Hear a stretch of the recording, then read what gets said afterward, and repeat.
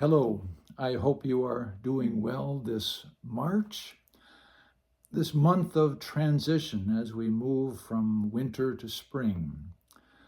Can be a turbulent time. March has sort of helped me think of my own life these days, a bit turbulent and certainly a lot of transition.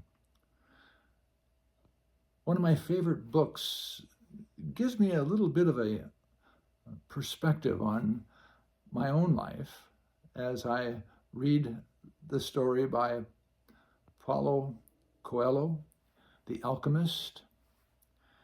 It's a rather easy story to read. It has some very profound ideas about the nature of life. Whenever I read it, I find something new for myself. And so, having read it now this spring once again, I find some insights into my own transition. Let me explain. Some of you know that 5 years ago I retired, and for about 6 months I was wondering, now what do I do? And then I was diagnosed with stage 4 cancer, and I didn't have to wonder anymore about what I should do. Well, that was 4 years of my life. And about a year ago, I received the news that I was in remission. And so now I'm back in that place of, well, what next?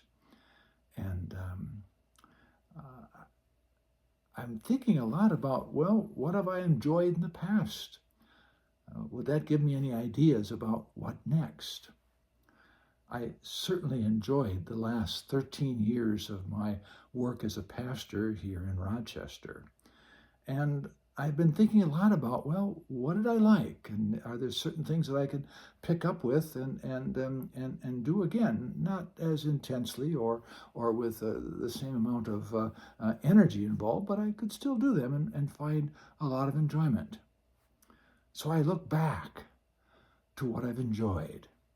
I suppose we all do that as we reach our 60s and 70s and 80s. And here's where the book, The Alchemist, comes in. It is a allegorical story of a young man who's a shepherd and decides he needs to find out what his life is all about. And so he travels from Spain to northern Africa and finally to Egypt and the pyramids. And along the way, he has all sorts of wonderful events happen. He makes a fortune, he loses a fortune, he makes another fortune. He finds a young lady that he falls in love with, but he doesn't marry her. He goes to a fortune teller who tells him to go to Egypt by the pyramids and there look for buried treasure. So he has all of these events along the way. But what I found interesting and very applicable to me right now, that he doesn't stay at any of these places.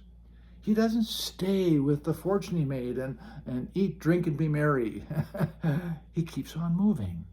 He doesn't even stay with this young lady that he falls in love with, although he thinks about maybe he'll come back to her someday. All of these events, even the not so good things, all of these go into making who he is. And so his journey really isn't about anything in the past.